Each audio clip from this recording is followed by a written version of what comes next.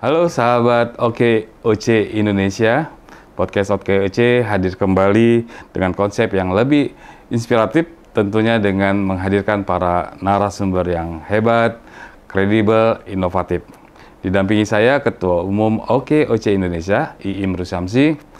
Yuk langsung kita mulai podcast kita kali ini dengan tema tren pemasaran media sosial terkini, membangun brand di era digital. Dengan narasumber yang tentu sangat bidangnya, ahlinya, yaitu Bapak Subiakto Priyosudarsono, yang biasa dikenal dengan Pak Bi, salah satu, atau bukan salah satu nih, memang beliau lah satu-satunya praktisi branding lebih dari 50 tahun. Pengalaman yang lebih dari 50 tahun inilah yang kita akan gali dari Pak Bi. Pak Bi, apa kabar Pak Bi? Ya, baik, kabar baik. Terima kasih Pak Bi sudah hadir di podcast OKOC. Assalamualaikum warahmatullahi wabarakatuh. Waalaikumsalam warahmatullahi wabarakatuh. Teman-teman, podcast ini akan menyoroti pentingnya digital branding dalam menghadapi perubahan lingkungan bisnis seperti yang kita alami saat ini, yaitu globalisasi dan perkembangan teknologi. Dalam era digital, perusahaan harus membangun dan memperkuat brand mereka melalui platform digital yang semakin banyak dan juga konten yang unik. Digital branding memungkinkan perusahaan berinteraksi dengan konsumen melalui media sosial dan berbagai format konten seperti artikel, seperti infografis, video, dan gambar animasi ya berbentuk format GIF, dan juga ini menciptakan ide pemasaran baru dan produk. Dan juga jasa ini semakin kesini semakin banyak persaingannya. Dan Pak Bi, saya juga dengar dari Pak Menteri Ekonomi Pariwisata dan Ekonomi Kreatif, pendiri OKOC, Pak Sandiaga Uno, bahwa dengan konten yang kreatif, konten digital ini menumbuhkan 70% penjualan di sosial media. Nah, ini yang mau kita bahas Pak Bi. Nah, pertanyaan pertama Pak Bi, bagaimana peran media sosial saat ini yang berkembang dalam pengelolaan merek atau brand? Jadi bagaimana kita mengelola brand di era media sosial, di era teknologi ini, dan apalagi UMKM harus mau tidak mau terjun di sana, karena OKOC ini sebagian besar memang usaha mikro Pak Bi. Usaha mikro, usaha UMKM, tapi paling besar adalah mikro. Tapi bagaimana mereka harus sudah mulai menggunakan media sosial untuk meningkatkan citra dari merek mereka. Sebetulnya yang paling mencolok adalah bukan branding di media sosial, tetapi penjualnya masih menggunakan marketing 1.0, sementara konsumennya sudah di marketing 4.0. Jadi ada satu kesenjangan antara penjual dan pembeli. Penjual memilihkan pembeli barang yang mau dijual, sementara pembelinya dia membeli barang yang dia mau beli. Jadi zaman sekarang, anak-anak sekarang nih dipilihin itu nggak mau, dijual itu nggak mau. Jadi gue yang mau beli. Jadi lu mesti mengerti kita. Gitu. Jadi krusialnya saya lihat ada dua dalam branding digital itu adalah, apalagi dikaitkan dengan jualan, itu kesenjangan antara penjual dan pembeli. Gitu. Nah, branding digital sendiri sebetulnya simple banget, karena brand adalah nama plus makna. Ada namanya, ada maknanya. Saya kenal Mas Iim, maknanya apa buat saya? Gitu. Kalau kenal nggak ada maknanya, buat apa kenal? Jadi konsumen itu menuntut, kalau gua kenal lu mesti kasih tahu maknanya apa.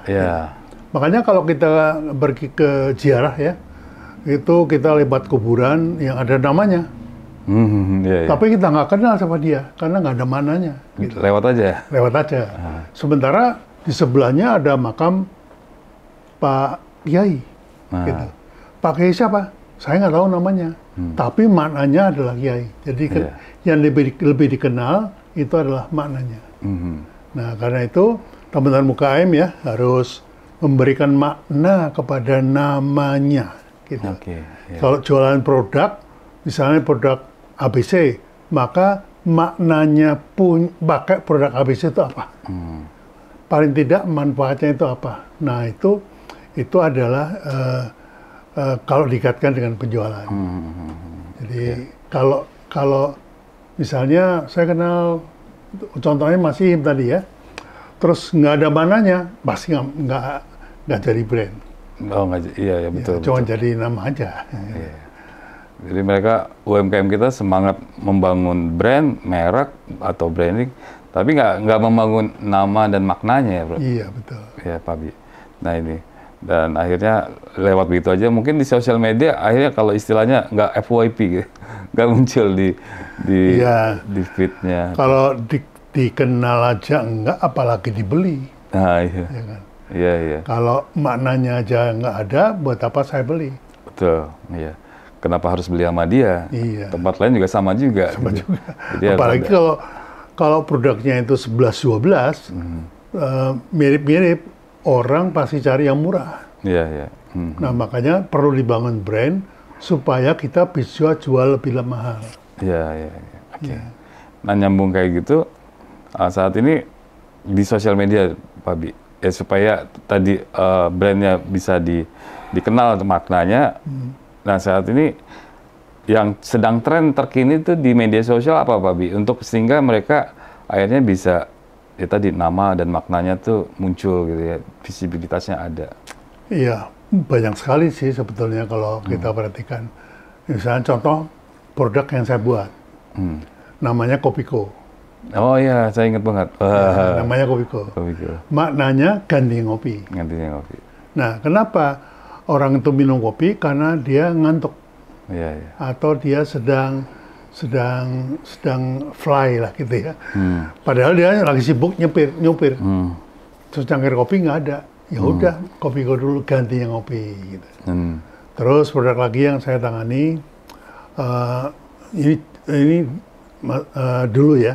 Iya. Indomie. Indomie itu maknanya adalah seleraku. Yeah. Maksudnya apapun Indomie yang kamu pilih pasti seleranya selera kamu gitu. Iya. Jadi pasti cocok, pasti rasanya enak gitu. Jadi menjanjikan sesuatu yang dia bisa delivery, itu adalah tagline. Oh iya. Teman-teman banyak sekali loh Pak Bi membangun brand-brand terkenal ya, kayak Kopiko itu udah mendunia tuh Pak Bi. Ya, ekspornya juga sangat tinggi dan malah bikin produksi di luar karena saking meningkatnya. Dan itu selalu nempel ya. Apa yang kayak Kopiko tadi, Indomie dan lainnya 50 tahun lalu udah Pak Bi bangun dari sampai sekarang sangat dikenal dan maju. Nah Pak Bi, untuk teman-teman UMKM ini sekarang juga udah mulai sadar hal itu, dia membangun branding, kemudian kegiatan mereka di media sosial juga meningkat gitu Pak Bi ya, mereka udah mulai sadar itu.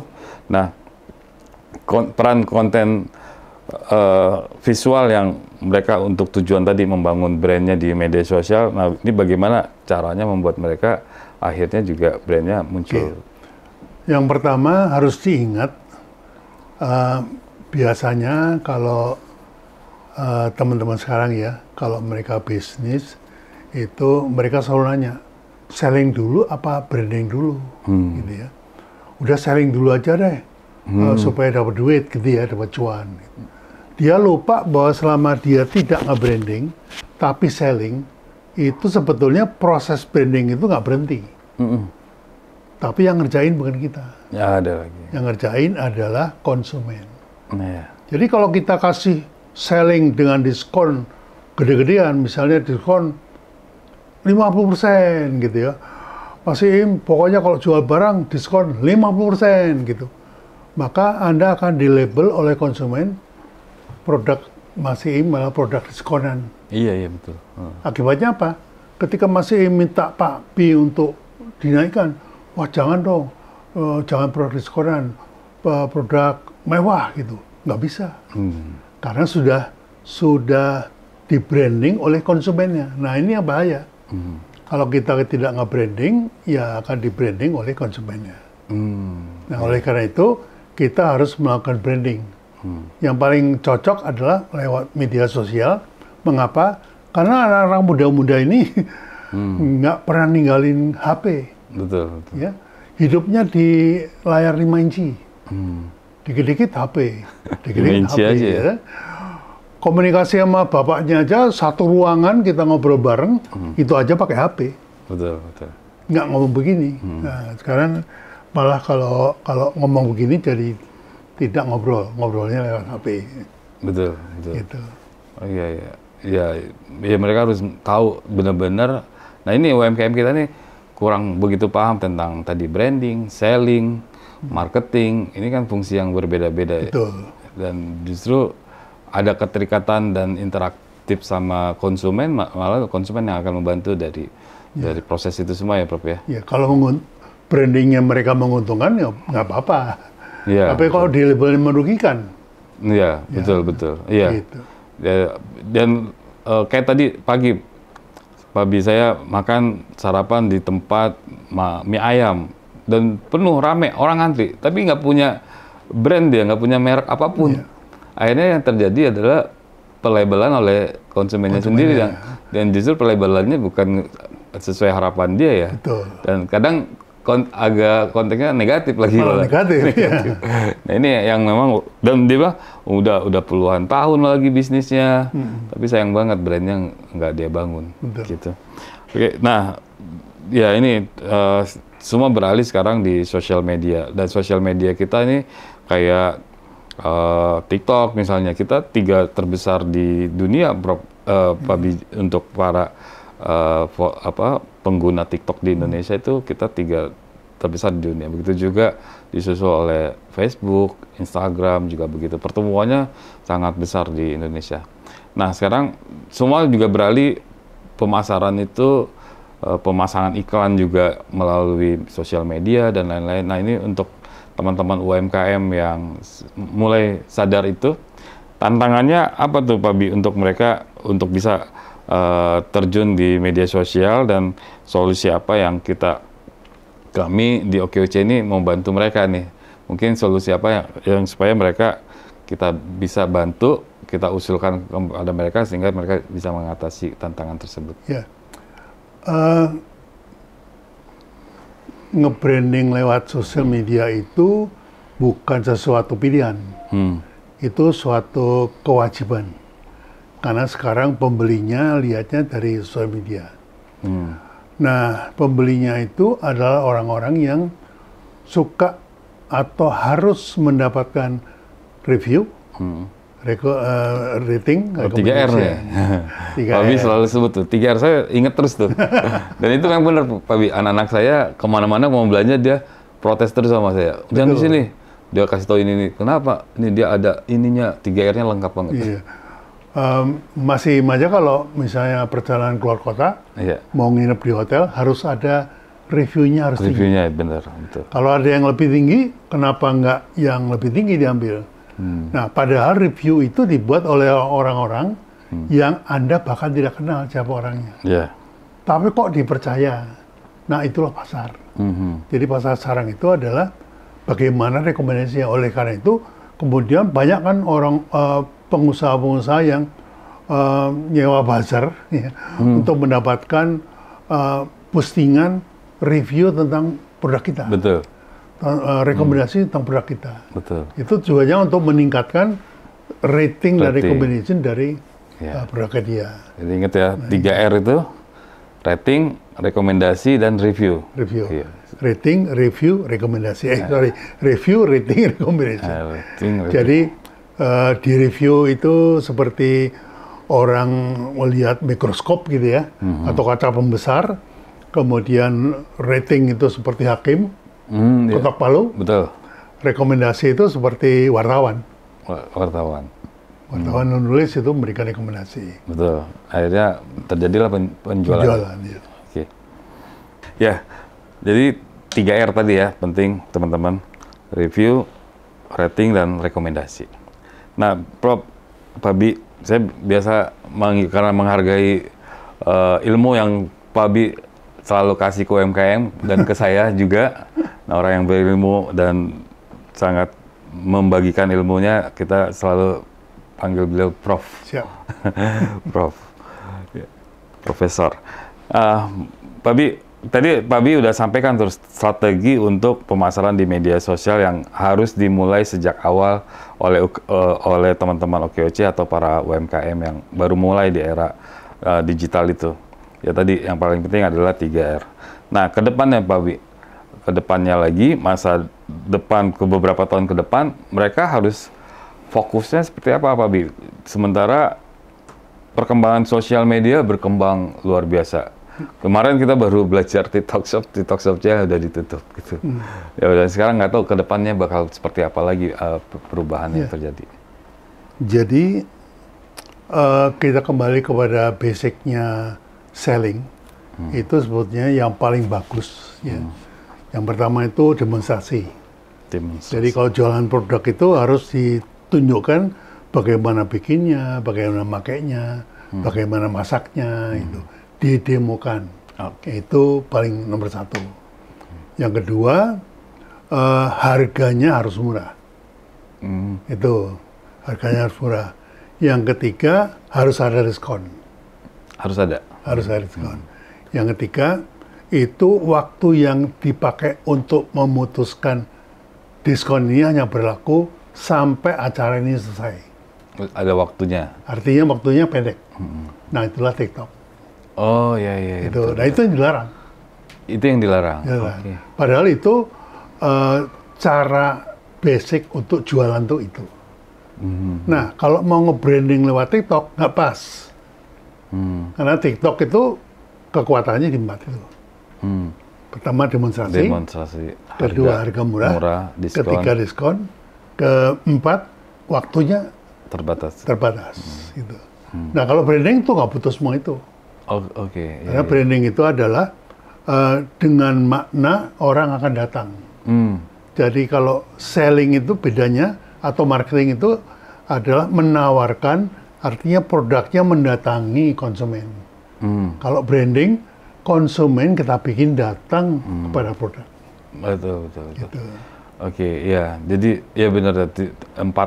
Jadi tinggal pilih. Ya. Apakah Anda mau suka mendatangi konsumen? Ya. Pakailah marketing dan selling. Kalau Anda mau konsumennya mendatangi Anda, nah, pakailah branding. Ya, kalau di sosial media, kalau saya sebagai konsumen ini merasa nggak bagus buat saya, udah tinggal scroll aja di layar 5 inch tadi. Ya, betul. Tapi kalau saya mencari yang cocok dan punya value buat saya, pasti berhenti dan saya searching. Iya. Ketik di kolom search-nya, berhenti dan fokus sama mereka. Betul. Dan saya ingat banget Pak Bi pernah bilang branding itu adalah tadi tujuannya ada ikatan emosional antara kita dengan konsumen ya. Itu yang dari ini ilmu Pak Bi itu bisa bikin brand. Branding itu tujuannya ternyata adalah untuk bisa ada ikatan emosional antara kita konsumen dengan kita, sehingga mereka berhenti mencari kita ya, berhenti di sosial media. Oh, ini dia nih, dia berhenti dan benar-benar fokus sama produk kita. Nah, karena yang kita scrolling itu konten berkali-kali sebelum mengkonsumsi produknya, maka saya bilang produksi konten itu lebih penting dari produksi produk. Karena konten dilihat sebelum membeli produknya. Betul. Konten dilihat sebelum mengkonsumsi produknya. Dan bahkan konten itu berkali-kali dilakukan. Nah, kedepannya konten menentukan orang mau bersedia nggak bayar PO, padahal barangnya belum dikirim atau barangnya belum dibikin. Iya, gitu. Betul. Kedepannya kan begitu. Arahnya ke sana. Dan Pak Bi bilang kan branding itu tujuannya ya untuk beli lagi ya. Jadi bukan selling, bukan marketing. Kalau jangka panjang dan mengikat branding. Nah, fokusnya ternyata begitu. Siap Pak Bi, ini yang harus disebar ilmunya biar para teman-teman di OKOC dan para UMKM paham benar nih, nggak cuma bikin konten seadanya sehingga ya lewat aja begitu aja. Karena itu sebelum melakukan selling atau marketing atau branding, pahamilah perilaku pembeli. Harus tahu, karena anak-anak muda tuh sekarang jadi pembeli, itu punya sifat yang berbeda. Iya. Ada 5 kelebihan Gen Z dan ada 5 kekurangan Gen Z yang dimanfaatkan oleh para penjual. Antara lain FOMO. FOMO itu ciri khasnya Gen Z. Iya. Meskipun mayoritas dari kita itu FOMO, tapi menonjol sekali pada generasi Z. Nah, kita harus kuasai. Betul. Ya, jadi penjual sudah tahu apa seleranya pembeli. Iya betul. Jadi jangan gue pilihin ya, gue beliin ya, gue sediain ya, bukan itu. Itu mah kuno. Iya, kita yang harus tahu. Jadi pembeli yang punya request. Betul. Saya pesen Pak Im, bikinin ini. Oke, saya bikinin. Ini saya bayarin dulu. Nah, PO. Baru kemudian dibikinin. Yeah. Nah, kedepannya kan begitu. Lebih custom juga lagi. Jadi show me the money, I show you the product.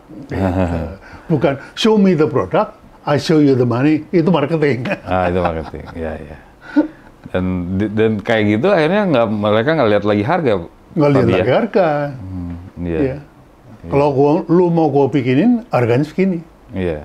Ya deh, yang penting saya dibikin oleh Pak Mas Im. Iya. Berapapun harganya saya bayar. Nah, gitu. Itu branding. Branding. Dan akhirnya terciptalah bahwa kita ekspornya di situ. Betul. Kalau mau beli produk itu ya cuman ada di sini nih. Dan itu jadi rekomendasi tadi, Prof. Betul. Oke. Nah itu. Oke. Oke. Nah, Pak Bi. Nah, bagaimana pentingnya interaksi dengan audiens nih dalam membangun hubungan branding yang kuat di sosial media? Iya. Zaman dulu itu konsumen mengikuti saran orang yang dikenal. Jadi kalau orang kenal Mas Im pakai produk itu, saya ikut pakai gitu. Yeah.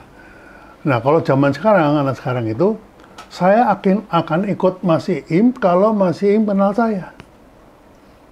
Kalau nggak kenal saya, buat apa saya ikut kamu? Gitu. Jadi, anak sekarang itu bilangnya, saya ikut rekomendasi Mas Im kalau Mas Im kenal saya. Nah, iya.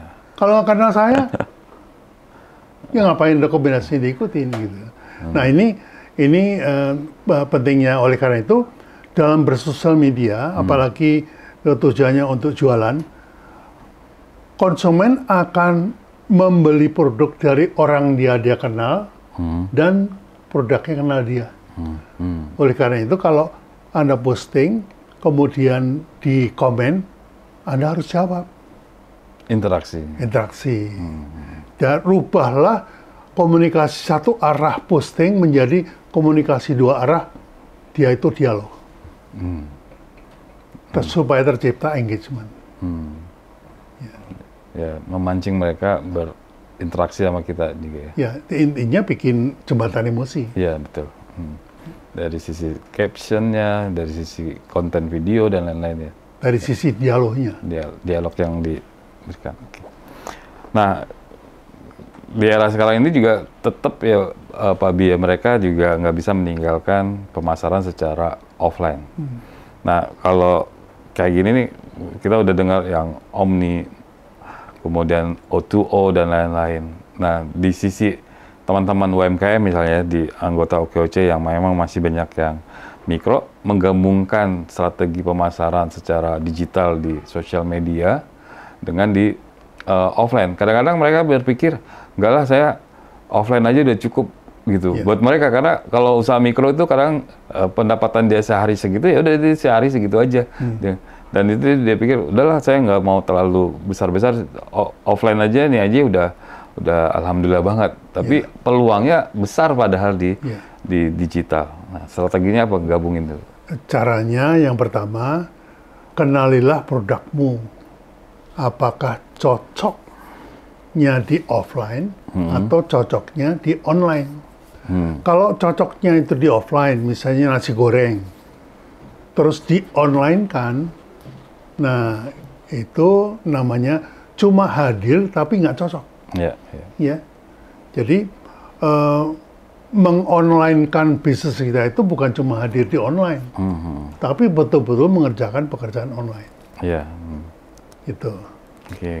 Nah, ya keduanya harus dijalankan secara bersamaan juga, Pak Abi ya. Ya, jadi harus dilihat apakah produk saya cocok dengan klien. Yeah. Misalnya jualan nasi goreng, terus pesennya pakai HP, gitu. Yang jual kan pegang HP juga. Yeah. Padahal bisa offline, kenapa pakai online gitu? Iya. Langsung aja ngomong. Langsung aja. Dan sebenarnya sosial media terbesar yang paling banyak dipakai di orang Indonesia ternyata WhatsApp.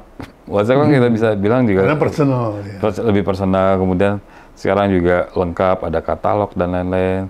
Mungkin yang tadi kayak nasi goreng, sekarang saya lihat di gerobaknya udah mulai munculin nomor WA. Ya, betul. Nomor WA, kemudian jadi kalau pesan, kayak contoh keluarga saya tuh ada langganan nasi goreng kita, dia nggak bisa tuh, Pabi memang, karena basicnya dia offline. Nggak bisa dia langsung masukin ke sosial media lainnya, tapi dia WA aja, pesan, tapi kita yang harus datang ngambil. Iya. Kita ngambil, udah jadi, ya udah datang ngambil, jadi nggak ngantri di situ. Nah, yang paling penting adalah pakailah sosial media untuk menceritakan produk Anda. Nah, itu yang penting ya, story-nya ada. Diciptakan story-nya. Story tentang bukan produknya, tetapi value-nya. Jadi kalau tadi Kopiko itu gantinya ngopi, maka buatlah storyline tentang gantinya ngopi. Bukan tentang Kopiko. Gitu. Nah, kesalahan teman-teman adalah mereka jualan produk yang dia mau jual. Tanpa menghiraukan produk yang mau dibeli oleh konsumen. Nah, ini kesalahannya. Maka saran saya, hadirlah dengan produk Anda untuk memfasilitasi konsumen. Betul. Oke. Gitu. Kalau produk Anda makanan, fasilitasi konsumen dengan makanan. Betul. Gitu. Itu pasti laku. Dan itu menjadi solusi buat konsumen. Solusi. Ya, wah, luar biasa. Tapi ini sekarang ini juga perubahan tren begitu cepat ya, Pak Bi. Dan bagaimana kita menjaga brand kita, merek kita tetap relevan. Terus kemudian juga otentik, ya, tetap ada keasliannya di situ, konsisten dalam menjalankan brandingnya di tengah perubahan tren begitu cepat, Pak Bi. Nah, gimana Pak Bi mensiasatinya biar mereka bisa relevan terus? Jadi kalau saya lihat bisnisnya. Jadi kalau anak sekarang doing business itu nggak keberatan cuma sebulan, nggak keberatan cuma 2 bulan. Kalau umurnya setahun ya sudah gitu. Nah, itu nggak perlu branding, karena brand itu akan membuat produk yang tadinya cuma sebulan itu bisa sustain. Ya. Contohnya Coca-Cola itu sampai 150 tahun. McD itu sampai 90 tahun. Kopiko itu sampai hampir 40 tahun. Indomie dari tahun 90-an itu sampai sekarang ada. Jadi kalau Anda mau sustain, buatlah brand. Tapi kalau Anda mau ganti-ganti setiap tahun, nggak usah bikin brand. Gitu. Ya, kalau dia mau bisnis sekarang ini eranya bisnis sustain. Jadi sekarang itu bisnisnya katanya mendang-mending. Daripada ini mendingan ini, daripada ini mendingan ini gitu. Jadi nggak berkelanjutan ya? Ya, kalau di adoption kategori itu kategori termasuk late majority. Jadi orang-orang yang selalu membandingkan segala macam gitu. Jadi kalau beli yang ini atau ini ya. Gitu. Di samping barangnya ada, yang kedua pembelinya itu mempunyai karakter peragu. Iya. Itu paling enak tuh buat dikerjain. Oke. Mungkin terakhir, Pak Wi, strategi yang terbaik nih untuk mengatasi tantangan seperti kebijakan privasi yang semakin ketat sekarang di sosial media, kemudian perubahan algoritma di sosial media juga berubah terus. Kemarin saya dapat kabar Google merubah algoritmanya, belajar lagi, ngulik-ngulik lagi, terus di sosial media lainnya juga begitu. Nah, perubahan-perubahan kayak gitu, strategi yang mungkin Pak. Ya, kalau saya menyikapi perubahan strategi algoritma sosial media, Yeah. saya pakai algoritma manusia. Ah, Itu nggak bisa dirubah itu. Mau algoritmanya sosial medianya berubah, tapi algoritma manusianya nggak akan berubah. iya. Ya. Nah, oleh karena itu saya pakai algoritma manusia untuk menciptakan call to action. Call to action. Karena call to action itu bukan ajakan. Kalau ajakan itu ya ajakan gitu. Nah, kalau saya lihat iklan atau sosial media yang konten yang memberikan ajakan itu sebenarnya nggak efektif. Ya contohnya putranya Mas Iim lagi belajar, ya harus jamnya belajar, Iya. tapi dia lagi main game. Mau nggak diajakin untuk belajar? Ayo, gamenya udah dulu. Ayo kita belajar. Pasti marah. Iya betul. Karena ajakannya nggak efektif gitu. Iya. Lebih baik pakai algoritma si manusia itu. Manusia. Nah itu kapan-kapan saya akan ceritakan ada di workshop saya. Workshopnya bisa bikin brand. Bisa Ya bikin betul, brand. itu dalam buku ini ada sih cerita tentang yang kita omongin tadi. Ada semua di sini. Ada semua. Ini untuk dapatin buku ini gimana Pak Bi? Pakai apa namanya? Klik biolink @subiakto di IG. Di Instagramnya ya, ada bionya, diklik di situ. Dan juga harus ikutin nih, bisa bikin brand. Ya. Workshopnya yang rutin diadakan oleh Pak Bi. Dan Pak Bi juga, ini acara tahunan nih Pak Bi, Indonesia Smashing the World. Sukses Pak Bi, ini acaranya selalu rame dan dinanti.